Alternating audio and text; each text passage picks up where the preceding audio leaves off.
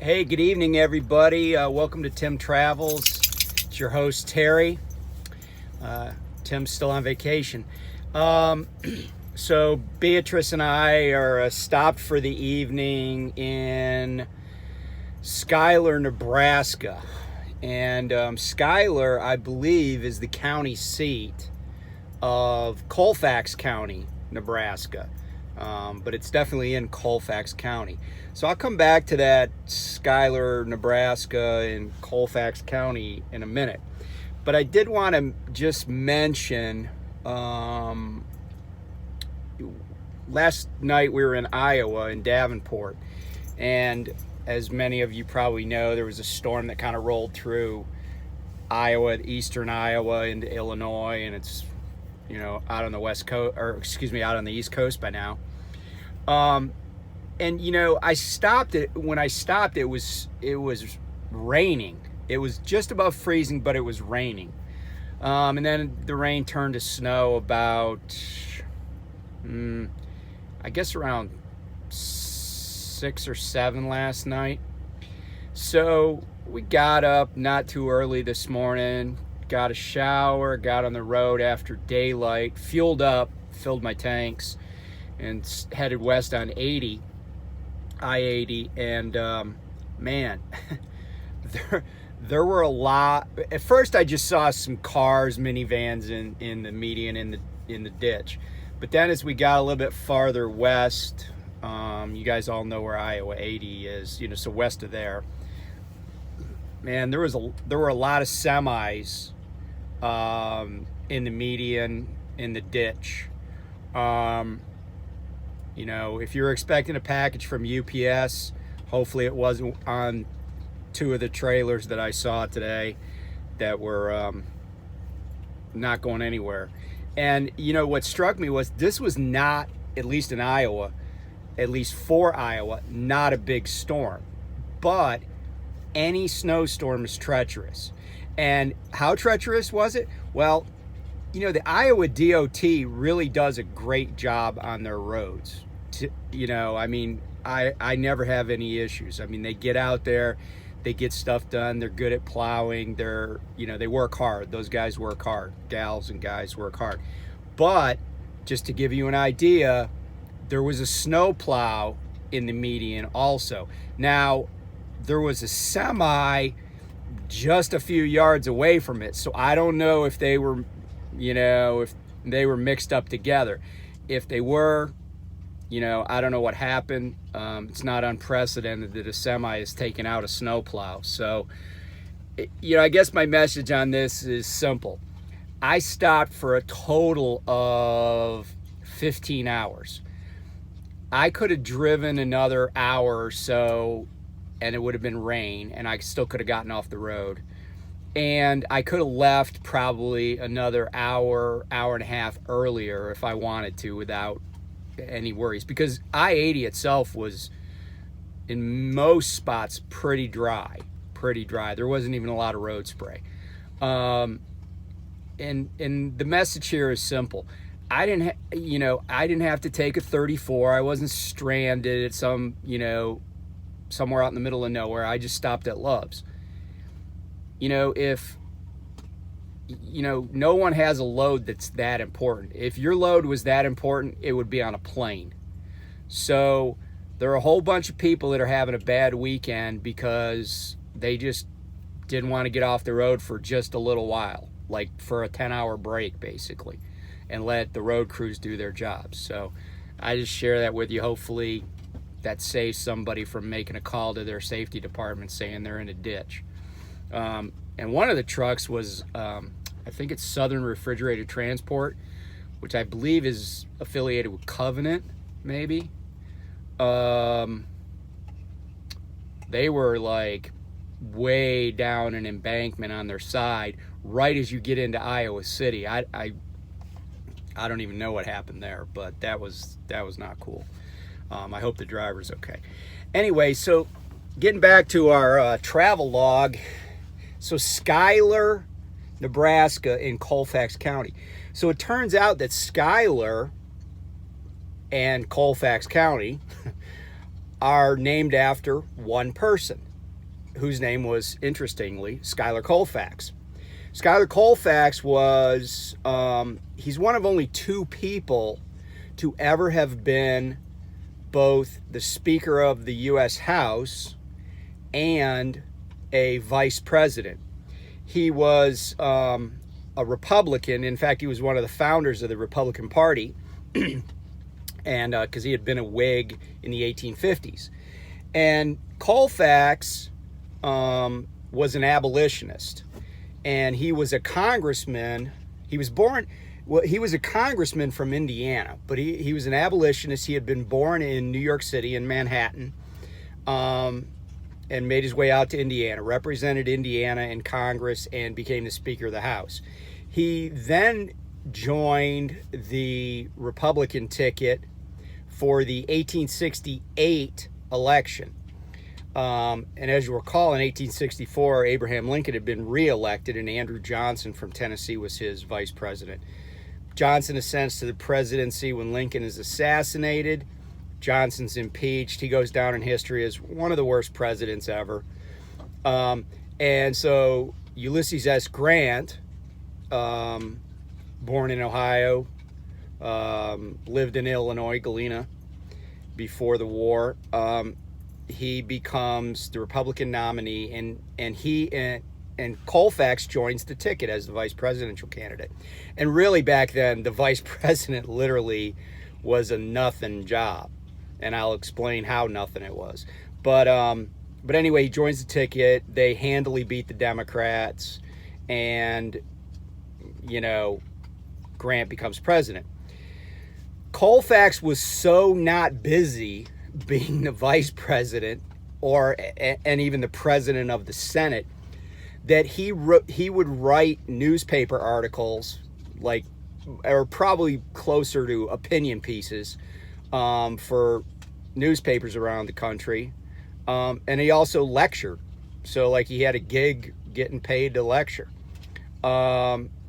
He was involved in the scandal, but most people know the Grant administration, that a lot of people were involved in the Teapot Dome scandal. He was actually involved in a different scandal, and what it involved was basically he was accused of taking payoffs from Union Pacific Corporation. Ironically, the Union Pacific Main Line, one of the busiest rail corridors in America, runs right through Skyler, Nebraska, on its way out west towards North Platte and beyond. But I just always think it's interesting when you go to a place, you're like, why is this place here? Who is it named after? Why'd they name it after them? And it turns out Colfax, actually, there are quite a few towns that are namesakes of his. And also streets. There's a street in South Bend, Indiana, this Colfax Street. He used to live on it when it was called Market Street, but it was renamed in his honor.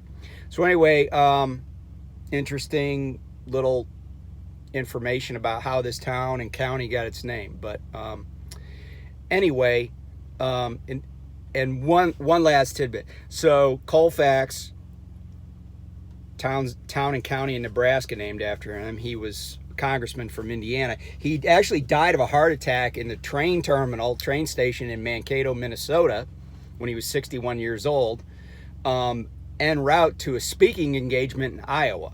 So you could say he had a lot of Midwestern connections throughout his life. So anyway, that's that for today.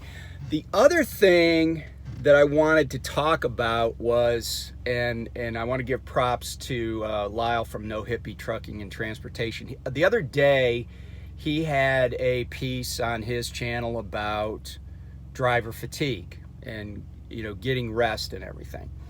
And so I reached out to him. I said, hey man, could I piggyback on that? Could I talk about driver fatigue? But I don't want to talk about the same thing, because he talked about, getting rest, getting sleep, getting in the bunk, basically. But I said, can I talk about factors that cause fatigue. Because a lot of times, you know, everybody knows the standard answer, right? The best way to combat fatigue is with coffee, and then the other choices on the test, if your company's orientation as a test is, you know, did I just say coffee? No, the best way is sleep. As maybe a Freudian slip. Anyway, the best way to combat fatigue, recover from fatigue, is sleep. Okay. And then the other choices on test will be driving faster, rolling the windows down, listening to loud music, drinking a quart of coffee, you know, all that stuff. But it is sleep, and that's the answer. Lyle's all totally right about that. But here's the thing. A lot of us get fatigued, but it doesn't seem like we should be. But keep this in mind. There's a couple of, fatigue is not necessarily physical exhaustion. Fatigue is more a function of your brain. In fact, it is your brain. What happens with your brain? And you know, if you've driven for any length of time, you should be pretty aware that if you get your brain fatigued, you can literally just go to sleep. It doesn't matter if you're standing up, sitting down, it doesn't matter what you're doing. It doesn't matter how focused you think you are, your brain will just shut things down. Because your brain doesn't care that you're driving a semi going 60 miles an hour down a hill. So, in addition to knowing that we need to get that rest, that good sleep, that REM sleep, what are some things that we probably should consider about fatigue and how it builds up over time? What are things that we may have control over or may not have control over, but we at least need to recognize that cause us to get fatigued? So one of the first things that I think of is what happens to us physically. So even though it's your brain, when you're subject to physical forces that tire your body, it's also tiring your brain because your brain is reacting to it constantly. Let me give you an example. When you're driving over a rough road, your brain is signaling to your body to compensate for being thrown around. Okay? We have air ride seats. We have air suspension cabs and air suspension, suspension, right? On our trucks and trailer, hopefully on your trailer too. But every bit of vibration that you deal with, every bit of being tossed around, and roads in America are not that great in a lot of places. It's nice to just get that smooth road sometimes, but all of that fatigues you. All of that tires you out. Okay? Now, if you're in better than average shape, it probably has a little bit less impact on you. But vibration, movement, fatigue you.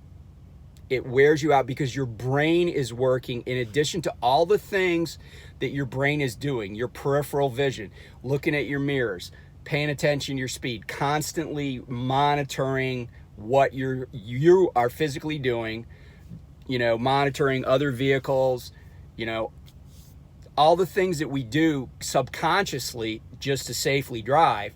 Our brain's processing all that constantly, but then it's also dealing with the fact that we're under physical duress. And it may not seem like it, but we are, okay? And so we're not just sitting in a chair, watching TV. We're getting tossed around, jostled, vibrated. So, that's just part of the job. Now, noise is another thing that will fatigue you. My truck is pretty quiet, but on those same rough roads, I hear a lot of feedback from the road. right? We have 18 tires turning. Well, really 10 because I don't really hear the trailer tires. But there's constant variations in noise, okay? If you hear it, that means your brain's processing it.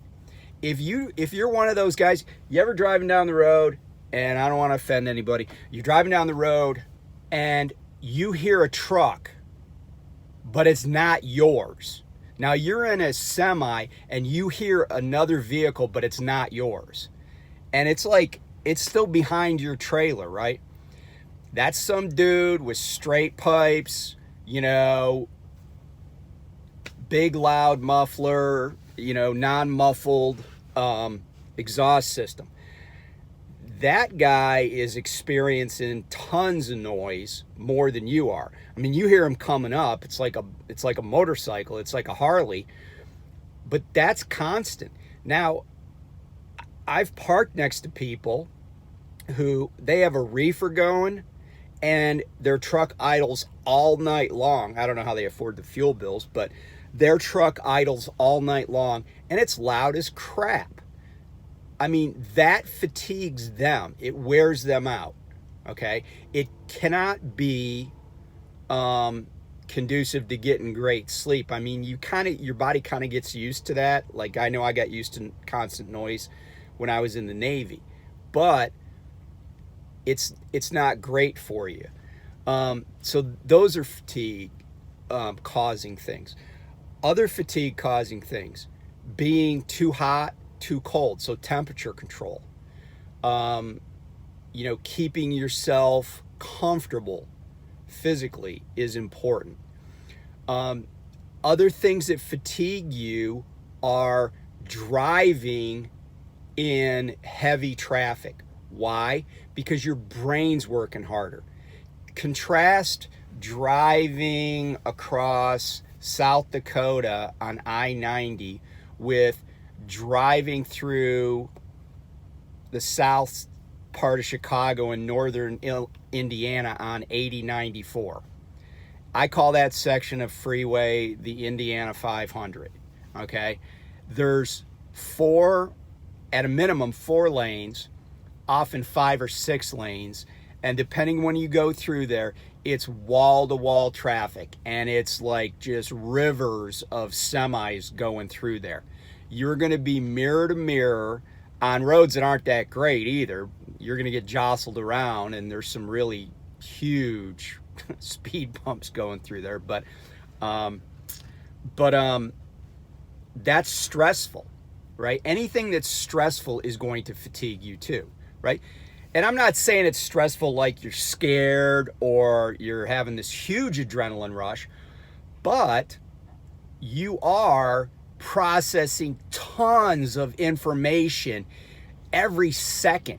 Like, your eyes are taking stuff in, your ears, your sense of touch, right? Like you're being bounced around, you're mirror to mirror with trucks on both sides depending on what lane you're in. And oh, by the way, there are cars literally, like, I just assume they want to die, you know, because they don't even give a crap. Like, you don't even see them sometimes. And next thing you know, they're going between the back of one truck and the front of yours and the back of another to go into the number 1 or 2 lane. But anyway, all of that input is fatiguing you. Okay, so it's super important to understand the kind of day you had, right? If you had, you know, if there was a lot of brain damage just picking up a load, or, you know, you got somewhere and they're giving you crap, or you got somewhere, like I had this happen to me. You know, it wasn't a huge deal, but like I was already backed into a dock and I get a message from, and like everybody was really nice at this place. And they were already going to start loading me. They had already put the dock plate in the back of my trailer, and I get a call from my DM, "Hey, your load's canceled." And he was upset because I think some broker pulled it out from under him. And I quickly went inside and I'm like, caught the guy right as he was about to load the first, fork truck load. And I was like, "Hey, dude, I just got told my load was canceled." But those things can be stressful. Stress equals fatigue. The more stressed you are, the more fatigued you'll be. And it's important to recognize that. It's important to understand the kind of day you had. Just because you haven't driven 11 hours doesn't mean it's not time to stop. The harder the driving conditions, whether it's darkness, bad weather, traffic, just the very, just dealing with shippers and receivers, whatever it is, you have to understand what causes fatigue so you can remedy that fatigue so you're ready to go the next day. So I hope you found this a little bit useful, and I hope maybe you just start thinking about fatigue in different ways. It's not just the number of hours that you're awake. It's a lot of other factors. So anyway, thanks as always for tuning in. Thanks to our subscribers. If you like our content, feel free to like, comment. If you got other questions, I'd be happy to answer them. Again, this is Terry with Tim Travels. Be safe out there, and I'll see you next time.